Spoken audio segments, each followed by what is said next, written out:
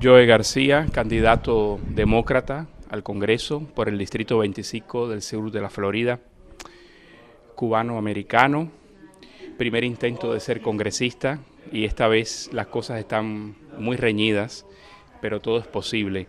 ¿Cuál es su mensaje propio, aparte del mensaje que escuchamos del candidato Obama, para ganarse al electorado en una zona donde la dinastía republicana es muy fuerte? Bueno, primero de todo es que hay que aclarar que en los Estados Unidos hubo una revolución hace más de 200 años donde acabamos con las monarquías heredadas y ese concepto de monarquía me parece que poco aplica a los Díaz Balart que participan en un proceso democrático y esta elección es sobre los temas que le conciernen a la gente, el trabajo, la economía, el seguro social, la medicina, temas que, como le dicen los americanos, pan y mantequilla, ¿no? Lo más básico que este gobierno acá ha decidido en poder dárselo a las personas. Es un momento de crisis, como usted ha dicho, pan y mantequilla. Eso, con otras palabras, es empleo, economía, vivienda, impuestos. Eso es lo que importa a la comunidad hispanoamericana del sur de la Florida. Pero los mensajes son muy diferentes en las soluciones. ¿Puede la gente realmente votar de manera independiente cuando la campaña lanza mensajes muy encarnizados y muy contradictorios? Mira, cuando a uno se le acaban las ideas, cuando a uno se le acaba la capacidad de imaginarse una mejor vida, pues uno empieza este tipo de ataques, ¿no? Y desafortunadamente mis oponentes carecen de ideas y de soluciones ante lo que enfrenta el país. Pero hasta ahora nuestro mensaje de seriedad, de ocuparse de los problemas, está teniendo una fuerza enorme y nos sentimos muy cómodos que el mensaje está llegando al votante. Ellos tendrán más dinero, pero nosotros tenemos más moral y me siento cómodo que en fin de cuentas la moral va a triunfar al dinero. Uh-huh. La campaña es una campaña nacional, por supuesto, se elige el presidente de los Estados Unidos, pero hay aspectos de política exterior, aspectos internacionales muy importantes, sobre todo acá donde la comunidad hispana es grande. Colombia, Cuba, Venezuela son temas permanentes. Si llega al Congreso, ¿cuál será su posición en relación con esos países y en general con América Latina? Mira, la política norteamericana hacia Latinoamérica ha sido poco seria, una política que en muchos sentidos es una política de arrogancia, una política donde hemos siempre tratado a Europa como nuestro patio del frente y Latinoamérica como el césped de atrás, ¿no? Ahí cuando coge fuego lo apagamos, pero no cortamos la hierba porque nadie lo ve. Y eso, soy de la opinión que ha creado una política de falta de seriedad. Y por eso es que hoy en día tenemos por lo menos 3 dictaduras populistas, la de Chávez, la de Morales y la de Correa. Y cuando uno mira la expansión de Chávez en Latinoamérica, solamente es a donde los norteamericanos han retirado su apoyo en los últimos 6 años. Así que soy de la opinión que tenemos que tener una política mucho más cierta. Mira, el futuro norteamericano no es Europa. Europa se está consolidando como un superestado. Los nietos míos, la hija mía, va a tener mucho más que ver con el futuro de Latinoamérica a los Estados Unidos que con el futuro de Europa. Y es un lugar donde nosotros tenemos que tener relaciones mucho más fuertes, relaciones mucho más serias y relaciones que promuevan no solamente la democracia, pero la creación de una sociedad civil más amplia, una clase media más poderosa y unas sociedades que puedan permanecer, puedan crear instituciones que protegen el futuro de esos países para que no pasen las condiciones que pasan tan a menudo en Latinoamérica. Veo un poco de contradicción en lo que usted me ha dicho sobre Bolivia, Ecuador y Venezuela y un poco el mensaje de Obama, lo cual es una contradicción que puede ser muy sana, no tiene por qué usted coincidir. Pero en el caso, por ejemplo, de Bolivia y Ecuador, se nota que hay un movimiento social importante detrás de las decisiones que se están tomando, todo bajo la ley. No te quito eso, pero te digo que estos gobiernos están fermentados o alimentados con un concepto antiamericano muy profundo y un rechazo. Yo estoy de acuerdo contigo. Parte de lo que está pasando en Bolivia, que los norteamericanos no han sabido reaccionar, es un movimiento de raza, es un movimiento de la cultura indígena que no ha tenido participación amplia en esa sociedad. En lo que estamos viendo en Ecuador es un tema de estabilidad, ¿no? Ecuador ha tenido docenas de gobiernos en los últimos 10 años, que ha creado una instabilidad social muy grande y que ha disminuido aún más la clase media de esos países. Indudablemente creando la posibilidad a donde personas que no tienen una retórica sana, pero sí tienen una retórica popular, han llegado al poder. Y yo no te discuto que son electos democráticamente, pero el miedo es que que estas personas se vuelven las instituciones y las instituciones se disminuyen en estos países. Dicen de usted que Joe García representa una generación de hacer política diferente, con un aire diferente, tal y como lo representa el mensaje mismo de Obama y del Partido Demócrata en estos momentos, el cambio, ¿no? En su caso hay un hecho importante, cuando usted fue director ejecutivo de la Fundación Nacional Cubano-Americana, que bruscamente dio un cambio de rumbo en el timón de la fundación, lo cual significó que los más viejos, hay quien dice la línea más dura, se fue.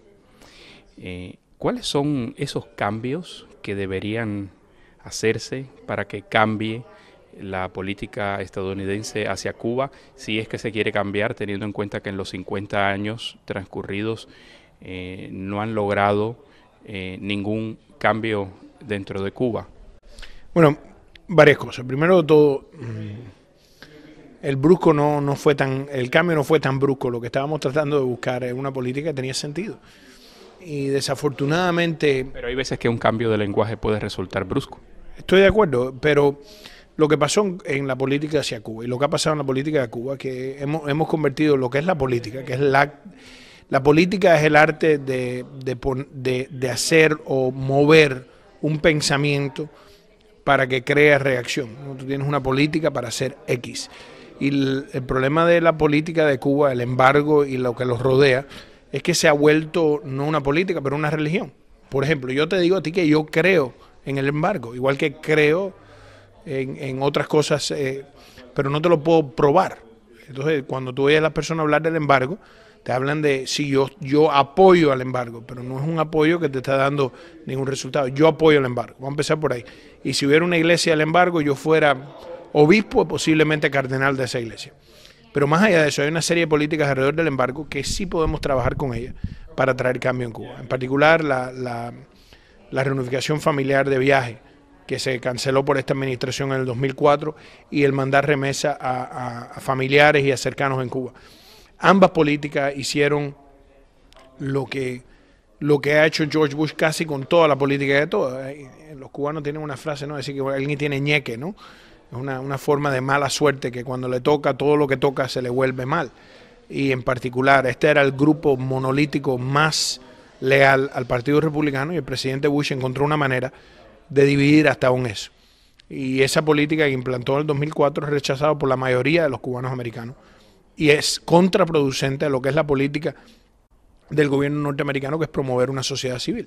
Y precisamente por eso fue una de las razones que yo me opuse a esta administración de un momento temprano, y después de las medidas del 2004, que fueran puramente hechos para política, y todo lo que han hecho es dividir a un grupo que era antes sumamente leal al Partido Republicano. ¿No cree que usted que influye cuando se habla sobre Cuba y se toman decisiones políticas sobre Cuba, fuera de Cuba, aquí, que influye mucho ese aspecto político de este conflicto, y que cuando se mira desde fuera, desde Europa, desde otras latitudes, se ve de una forma diferente, y mucha gente se pone a pensar si esta política estadounidense es efectiva cuando, por ejemplo, hay otros países con récords muy altos de violaciones de derechos humanos con los que Estados Unidos tiene magníficas relaciones, como es el caso de China? ¿Cuál es la diferencia?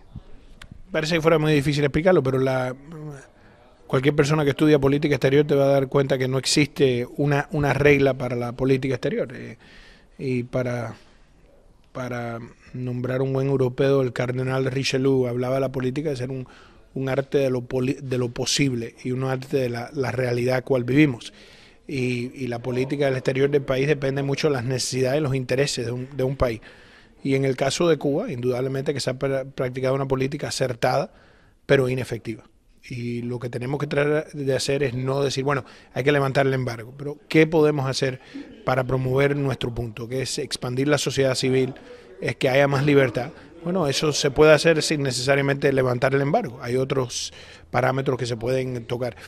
Y también hay que expandir el poder de la sociedad civil en Cuba, ¿no? Mira, y si voy a divagar un poco largo, pero no hay nada más impotente en un juego deportivo, un juego de soccer o fútbol, que la persona sentada en la grada.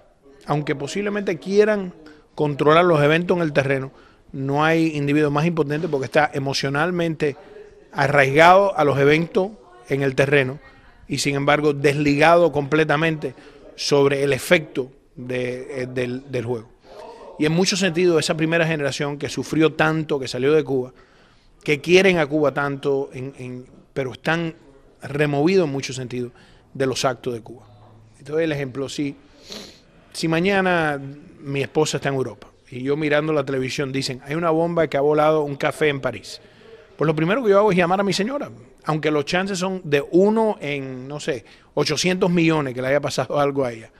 Pero la realidad es que estoy pegado a ella, tengo un nexo directo.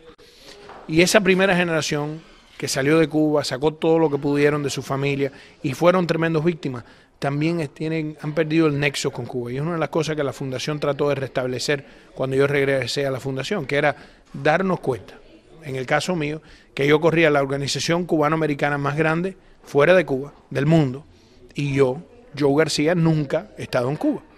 Te puedo decir los cuentos de mi abuelo que manejaba la Ruta 7, La Habana, El Cotorro, que era guagüero, pero en realidad mi nexo con Cuba. Y una de las cosas que yo hice, precisamente era un americano que me estaba entrevistando y el americano hizo el comentario cuando acabó, dice, ¿cuántas veces tú has ido a Cuba? Y le dije, no, nunca he estado. Y dice el americano, bueno, entonces yo soy más cubano que tú, ¿no? Y me afectó porque el cubano tiene una tendencia que ha adoptado por ser un país que ha sido invadido tantas veces por culturas diferentes, la española, la francesa, la norteamericana, y en muchos sentidos ha sido un país a donde la superpotencia, la rusa, donde las superpotencias han jugado un papel. Y el cubano lo que tiene es muy buen oído a la música. Él oye la música que se está tocando y imita lo que se está haciendo muy rápido. Somos muy rápidos a eso. Pero no hemos creado una cultura política real. Y en muchos sentidos es uno de los problemas que hemos tenido en la temática de Cuba, que sabemos y discutimos el tema sin entender los efectos prácticos. Nuestro odio por Fidel Castro, cuando él dice que sí, nosotros decimos que no, sin ver si nos conviene, posiblemente decir sí también. Y Fidel Castro, sabiendo eso, nos manipula nuestra posición. Y por eso es que después de 50 años ha sido una política rotundamente fracasada. Pero eso te digo, solamente en la política, porque es el problema de encontrar una solución entre los cubanos. Esos que se quedaron, para cada medida de una vida, han vivido una vida mucho menos que los que se escaparon. Con la excepción que ellos se quedaron ahí, ellos están sobre la piedra y nosotros fuimos removidos de la piedra. Pero han pagado un precio horrendo en sus libertades, en su potencial, en su economía, en su educación. Esos que se fueron de Cuba han tenido unos beneficios enormes, sin embargo. Entonces cuando tú hablas con un cubano como Joe García, gordo, saludable, abogado, vivo mejor que posiblemente 99% de las personas que ocupan la isla de Cuba, y yo entro en una lamentación de lo perdido, y uno dice, pero ¿qué perdió este? Mira los salvajes, ¿por qué están lamentando? Entonces entrevistas a un cubano en la isla y te vienen con la prepotencia de victoria, ¿no? Los oficiales del gobierno de Cuba, que tienen puesto un traje con un estilo de corte malo de los años 50 ruso, que se ponen a hablar, que están demacrados, y ellos te hablan como triunfadores, aunque toda la apariencia da lo mismo. De nuevo, en Miami, tú puedes parar a una persona en el centro de la ciudad y decir, esto es un éxito, no hace falta nada. Ahora, tú para explicar el éxito de la Revolución Cubana, te hace falta 4 sociólogos, 5 economistas, 15 comunistas, para poder explicarte cómo es el desastre que uno mira un éxito, que en fin de cuentas no lo es. Y entonces los exitosos suenan como perdedores, los perdedores suenan como exitosos, y la realidad es que es lo opuesto. Y por eso es tan difícil, porque en fin de cuentas una pelea entre hermanos, la única que la puede resolver, en muchos sentidos es el que ganó. Y esa responsabilidad posiblemente parte de eso nos queda a nosotros. Terminemos con política nacional, con el pan y la mantequilla. Usted ha dicho que si logra ese puesto en el Congreso va a batallar porque se resuelva la situación de la atención sanitaria, la salud pública de mucha gente en un país supuestamente del primer mundo, donde hay millones de personas sin seguro médico, ¿no? ¿Cómo se puede hacer eso hoy en día cuando se vive un momento de crisis donde nadie puede decir cómo es que se van a poder desviar y para dónde los recursos en estos momentos? Vamos a usar un ejemplo. Los holandeses se gastan 9% de su producto bruto en cubrir el 100% de su nación. Los norteamericanos, el país más rico de la faz de la tierra, se gasta 16% del producto bruto. Los holandeses se gastan 9% y cubren 100%. Los americanos se gastan 16% y cubren el 85%. Entonces, claramente, el dinero está ahí. Lo que está ahí es la falta de coraje de enfrentar los intereses especiales. Te doy un ejemplo perfecto. El Zocor es una medicina que los norteamericanos usan para el colesterol. El gobierno de esta administración pasó una ley que no permitía los grupos que compran medicina negociar con los farmacéuticos.